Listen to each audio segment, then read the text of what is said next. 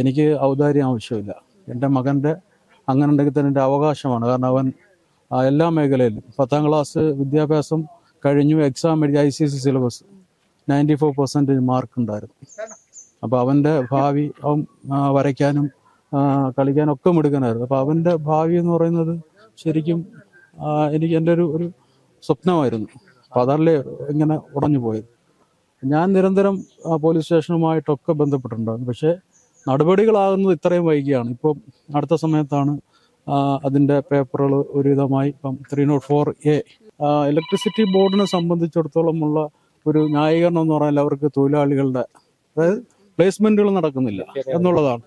ഇത്തരം ഇലക്ട്രിസിറ്റി ബോർഡിനെ സംബന്ധിച്ചോളം ഓരോ ഉദ്യോഗസ്ഥന്മാർക്കും ഓരോ ചുമതലകൾ നൽകിയിട്ടുണ്ട്.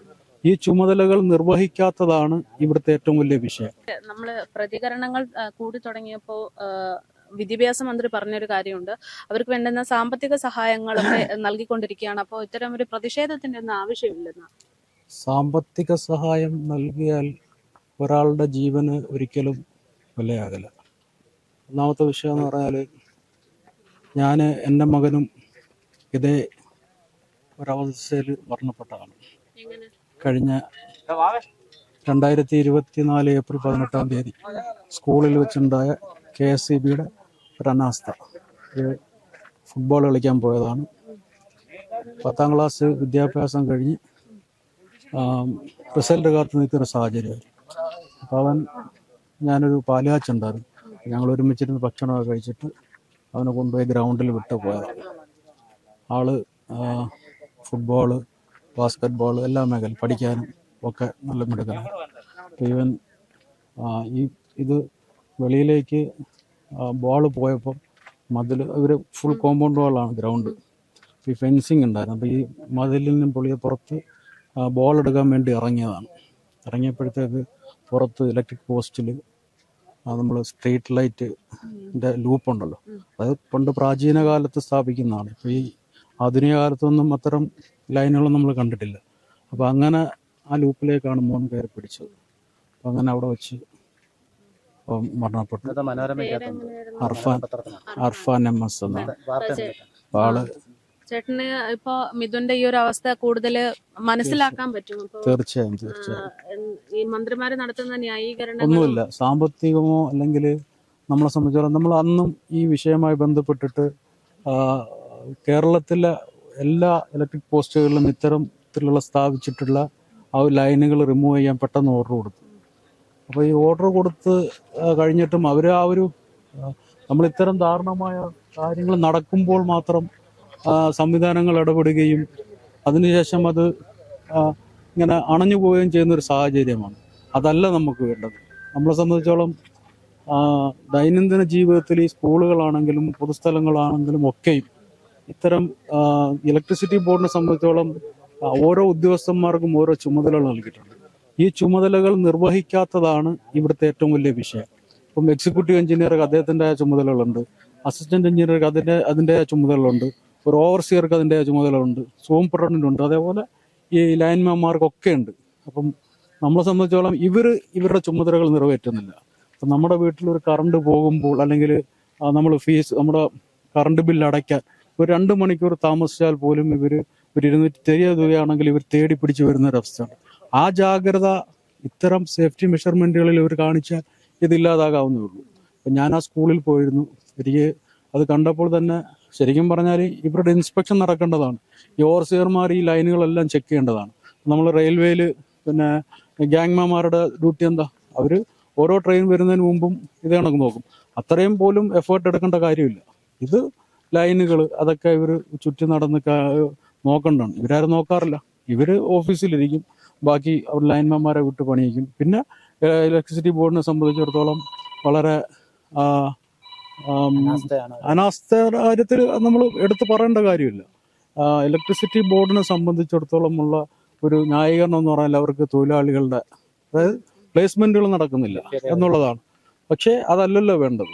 ഈ സേഫ്റ്റി മെഷർമെൻറ്റുകൾ എപ്പോഴും നമ്മൾ പാലിച്ച് തന്നെ പോകണം. അതിനല്ലേ അവർക്ക് ശമ്പളം കൊടുക്കണം. ഇവർ ചെയ്യുന്നുള്ള ആളല്ല യാഥാർത്ഥ്യം. ഇപ്പം ഈ മോൻ്റെ വിഷയം തന്നെ ആണെങ്കിലും ഇപ്പം നമ്മൾ ഒരു വിഷയം വരുമ്പോൾ സാമ്പത്തികം കൊടുത്താൽ തീരാവുന്നതല്ല മനുഷ്യന് ദുഃഖം എന്ന് പറയുന്നത്. അപ്പം ഞാൻ എൻ്റെ കുടുംബത്തിൽ അനുഭവിച്ചുകൊണ്ടിരിക്കുന്നതാണ്.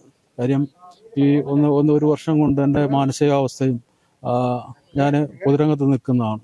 യൂത്ത് ലീഗിൻ്റെ ജില്ലാ ജനറൽ സെക്രട്ടറിയാണ്, സംസ്ഥാന വർക്കിംഗ് കമ്മിറ്റി അംഗമാണ്. ഇത്തരം വിഷയങ്ങളൊക്കെയും കൈകാര്യം ചെയ്ത് പോയൊരു വ്യക്തിയാണ്. അപ്പോൾ എന്നെ കൊണ്ട് പോലും ഇത് അങ്ങോട്ട് അക്സെപ്റ്റ് ചെയ്ത് മുമ്പോട്ട് പോകാൻ പറ്റുന്നില്ല. കാരണം നമ്മൾ വീട്ടിൽ ചെന്ന് കയറുമ്പോൾ നമ്മുടെ നിയമ നടപടികൾ ഒരു വർഷത്തോളം ഈ ഏപ്രിൽ 24 തീയതിയാണ് ഈ മകൻ മരിക്കുന്നത്. 24 ഏപ്രിൽ 18 അതിനുശേഷം ഇത് അന്ന് അസ്വാഭാവിക മരണത്തിന് കേസെടുത്തു. ഞാൻ നിരന്തരം പോലീസ് സ്റ്റേഷനുമായിട്ടൊക്കെ ബന്ധപ്പെട്ടിട്ടുണ്ടായിരുന്നു. പക്ഷേ നടപടികളാകുന്നത് ഇത്രയും വൈകിയാണ്. ഇപ്പം അടുത്ത സമയത്താണ് അതിൻ്റെ പേപ്പറുകൾ ഒരുവിധമായി ഇപ്പം 304A, അതായത് ഡയറക്റ്റ് ഇൻവോൾവ്മെൻ്റ് അല്ല എന്നുള്ള രീതിയിൽ കൊലപാതക കുറ്റത്തിന് കേസ് ചാർജ് ചെയ്യാനുള്ള ചാർജ് ഷീറ്റ് കൊടുക്കാനായിട്ടുണ്ട്. അപ്പം ഇന്ന് ഞാൻ സ്റ്റേഷനിൽ കയറി CIയുമായിട്ട് സംസാരിച്ചിട്ടുണ്ട്. അപ്പം അദ്ദേഹം ഇപ്പോൾ വന്ന CI ആണ്, അദ്ദേഹമാണ് അതിനകത്ത് കുറച്ചുകൂടി ഇനിഷ്യേറ്റീവ് എടുത്തിട്ടുള്ളത്. അപ്പോൾ അദ്ദേഹം പറഞ്ഞത് പേപ്പർ വർക്ക് ഒരു ആയിട്ടുണ്ട്. അതേപോലെ KCBയിൽ റിപ്പോർട്ട്, KCBയുടെ ഭാഗത്ത് നിന്ന് റിപ്പോർട്ട് എന്തോ കിട്ടണമുണ്ടോ. അപ്പോൾ അത് അങ്ങനെ നിയമ നടപടി. പിന്നെ സാമ്പത്തികമായി വെച്ച് നീട്ടുന്ന സാമ്പത്തികം എൻ്റെ മകൻ്റെ നഷ്ടത്തിനൊരു പരിഹാരമാകില്ല. അപ്പം ഞാൻ വാങ്ങിയിട്ടില്ല. അത് അവർ ഓഫറുകൾ വന്നെങ്കിൽ ഞാനതിൻ്റെ പുറകിൽ പോയിട്ടില്ല. കാര്യം എനിക്ക് ഔദാര്യം ആവശ്യമില്ല. എൻ്റെ മകൻ്റെ അങ്ങനെ ഉണ്ടെങ്കിൽ തന്നെ എൻ്റെ അവകാശമാണ്. കാരണം അവൻ എല്ലാ മേഖലയിലും 10ാം ക്ലാസ് വിദ്യാഭ്യാസം കഴിഞ്ഞു, എക്സാം എഴുതി, ICSE സിലബസ് 94% മാർക്ക് ഉണ്ടായിരുന്നു. അപ്പോൾ അവൻ്റെ ഭാവി, അവൻ വരയ്ക്കാനും കളിക്കാനും ഒക്കെ മിടുക്കനായിരുന്നു. അപ്പോൾ അവൻ്റെ ഭാവി എന്ന് പറയുന്നത് ശരിക്കും എനിക്ക് എൻ്റെ ഒരു സ്വപ്നമായിരുന്നു. അപ്പം അതല്ലേ ഇങ്ങനെ ഉടഞ്ഞു പോയത്. എനിക്ക് 3 മക്കളാണ്. ഇത് 2 പെൺമക്കളാണ്. ഇവൻ നടുക്കലത്താണ്. കുടുംബത്തിന് സാമ്പത്തികമായി വളരെ, ഞാനിന്ന് ഇവിടെ വന്ന് കണ്ടപ്പോൾ എനിക്ക് വളരെ വിഷമം തോന്നി. കാര്യം നമ്മൾ ഈ മാതാപിതാക്കളെ സംബന്ധിച്ചിടത്തോളം ഇത് ഒരു മകനെന്ന് പറയുന്ന ഒരു പ്രതീക്ഷയാണ്. അപ്പോൾ അത് ഇല്ലാതാകുമ്പോൾ ആ പ്രതീക്ഷ നഷ്ടപ്പെടുകയാണ്. അപ്പോൾ ആ ജീവിതത്തിൽ താളം തെറ്റുക എന്ന് പറയുന്നത് ചേർത്ത് പിടിക്കണം. ഗവൺമെൻറ് ഈ മകനെ ഈ കുടുംബത്തെ ചേർത്ത് പിടിക്കണം. അപ്പോൾ അത് ചേർത്ത് പിടിക്കുക എന്നുള്ളതാണ്.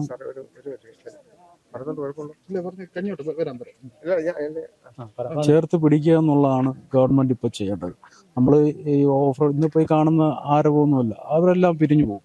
അതിനുശേഷം പിന്നെ വരുന്ന അവരുടെ ജീവിതത്തിൽ ഉണ്ടാകുന്ന മാറ്റങ്ങൾ വളരെ വലുതായിരിക്കും.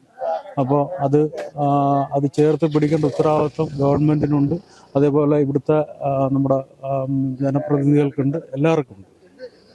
ഇപ്പോൾ സ്കൂളിനെ സംബന്ധിച്ചോളം സ്കൂളിലെ ഹെഡ് മാസ്റ്ററെ സസ്പെൻഡ് ചെയ്തെന്ന് പറഞ്ഞു. അത് ഞാൻ നോക്കിയിട്ട് ന്യായമായിട്ടുള്ള നടപടിയായിട്ട് എനിക്ക് തോന്നിയിട്ടില്ല. കാര്യം ആ സംവിധാനത്തിൽ സ്കൂള് മാനേജ്മെൻറ്റ്, ഉത്തരവാദിത്തപ്പെട്ട മാനേജ്മെൻ്റ് ഉണ്ട്. അപ്പോൾ അതിനകത്ത് അതല്ലെങ്കിൽ ഇപ്പം ഈ ഒരു ഇൻസ്പെക്ഷൻ നടത്തി അതിൻ്റെ ഫിറ്റ്നസ് സർട്ടിഫിക്കറ്റ് കൊടുക്കേണ്ട ഉത്തരവാദിത്തം കൊടുത്ത ഗവൺമെൻറ് എഡ്യൂക്കേഷൻ ഡിപ്പാർട്ട്മെൻ്റ് ഉണ്ട്. ഫിറ്റ്നസ് സർട്ടിഫിക്കറ്റിൽ എല്ലാം ക്ലിയർ ആണെന്നാണ് കാണിച്ചത്. എങ്ങനെ ക്ലിയർ ആവും?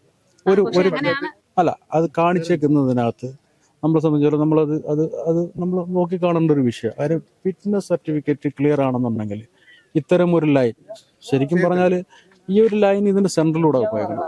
നമ്മുടെ ഒരു പുരയിടത്തിന് നടക്കൂടെ ഒരു ലൈൻ പോവുക എന്ന് പറഞ്ഞാൽ അതിന് അത്രയും ഒരു ഇത് കണ്ടാൽ മതി. പക്ഷേ എനിക്ക് എൻ്റെ ഒരു അറിവിൽ ഈ പ്രദേശത്തുള്ള 2000-ഓളം കുട്ടികൾ ഏകദേശം ആ സ്കൂളിൽ പഠിക്കുന്നുണ്ട്. ഈ സ്ഥലവും ആ സ്കൂളുമായിട്ട് ഏതാണ്ട് ഒരു 6-7 കിലോമീറ്റർ വ്യത്യാസമുണ്ട്. ഈ 7 കിലോമീറ്റർ വ്യത്യാസത്തിൽ ഈ കുഞ്ഞ് അവിടെ പോയി പഠിക്കണമെന്നുണ്ടെങ്കിൽ ആ സ്കൂളിന് അത്രത്തോളം ഇതുള്ള സ്കൂളായിരിക്കും.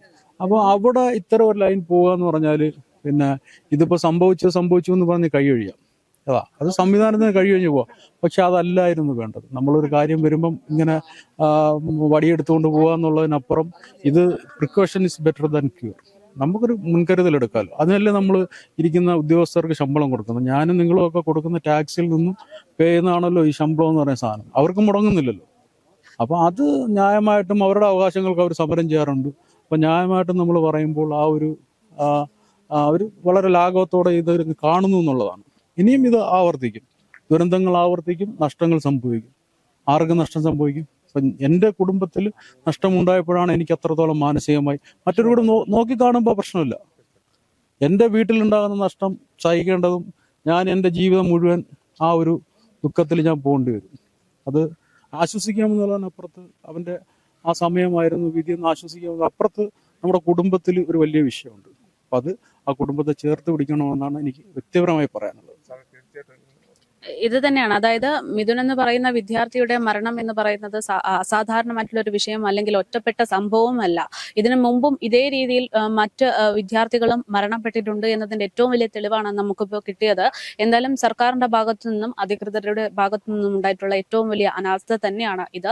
ഇനി ഇങ്ങനെ ഒരു അവസരം ഉണ്ടാകാതിരിക്കട്ടെ എന്ന് മാത്രമേ പറയാനുള്ളൂ. ഈ വിഷയത്തിൽ നിസ്സാരമായിട്ടുള്ള ഒരു നടപടി അല്ല വേണ്ടത്, മറിച്ച് ആ കുടുംബത്തെ ചേർത്ത് നിർത്തിക്കൊണ്ടുള്ള ഒരു നടപടി തന്നെ വേണമെന്ന് തന്നെയാണ് മിഥുന്റെ നാട്ടുകാരൊക്കെ ഓരോരുത്തരായിട്ടാണ് പറയുന്നത്.